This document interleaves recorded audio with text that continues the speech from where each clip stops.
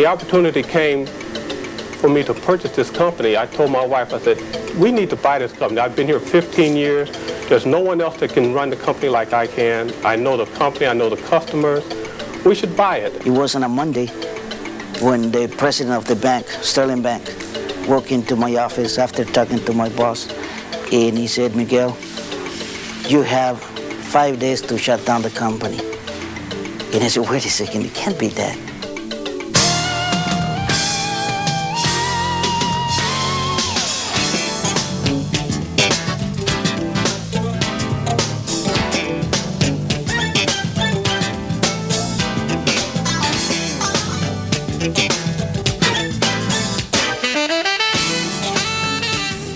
Hi there, I'm Larry McCormick. And I'm Michelle Ruiz, and welcome to Making It.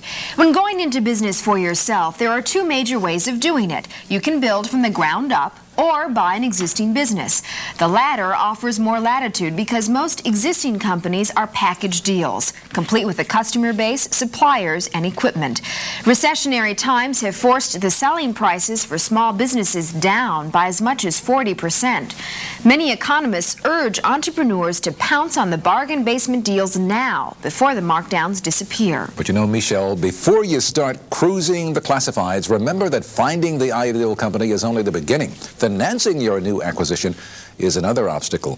However, once you pin down the right business and the bucks to go with it, it's time to take stock of your own strengths and weaknesses. Now, a different set of skills is needed to make the transformation from employee to employer. Well, today on Making It, we'll meet people who have realized their dreams of buying a business. They'll also tell us what happened once the reality of the task finally set in.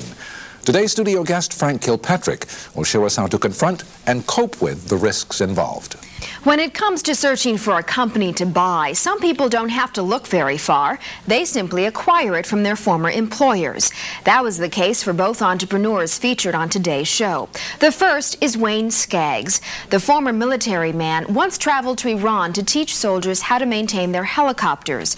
Upon his return to the United States, Wayne went to work for Alston Tascom. At that time, the message service phone company had more than 350 workers and generated $15 million in annual sales.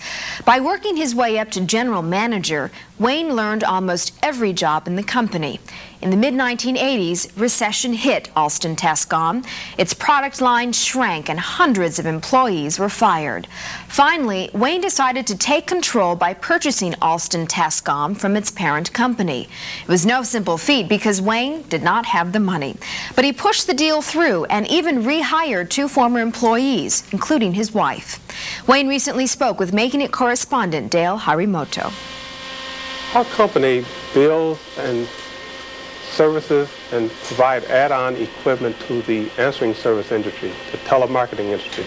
That industry is the industry that provides messaging to business people, doctors. When you're unable to answer your telephone, our equipment allows people to answer that telephone for it, type a message into the system, and dispatch that message however it needs to be dispatched, whether that be a pager or fax message, or you can even call in and pick the message up over the phone. How did the opportunity to buy the business come about? The company had had its ride and it was on the decline.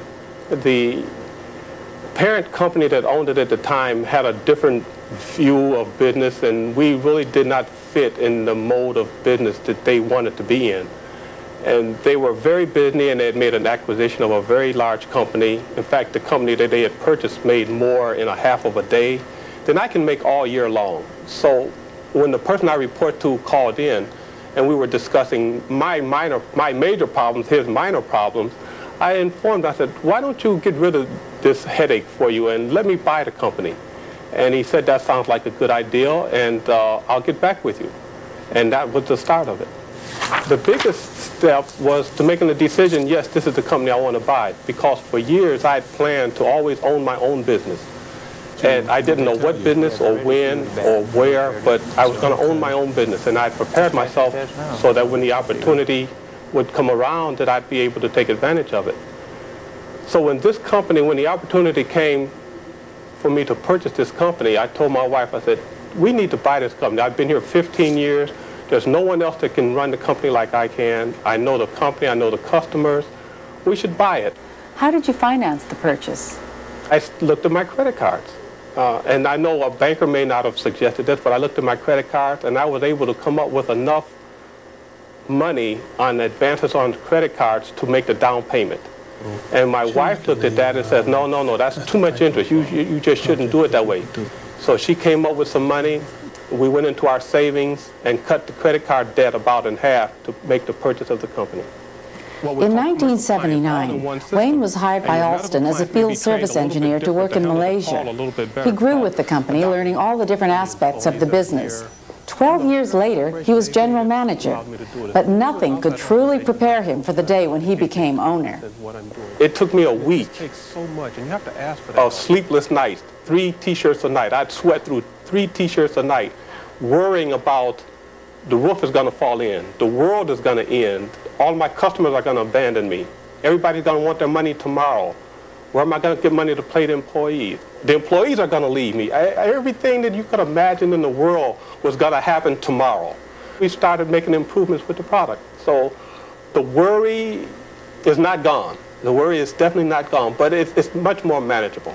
Tell me about the mental part of the transition from employee to business owner. Being an employee, there were worries that I just didn't even realize existed. I could do my job, and I felt that I could do any job in the plant. So if someone called off sick, there was no problem. I could do that job. So when I became the owner, things that I didn't realize happened. Someone knocked on the door, where's your workers' comp? Where's your business insurance? Where's this? Where's that? How are you going to do this here? Where's your suppliers? Where's your parts? And the customer will call in, well, we're glad you took over. We're happy. We're congratulating you. Now, send me the parts that I needed.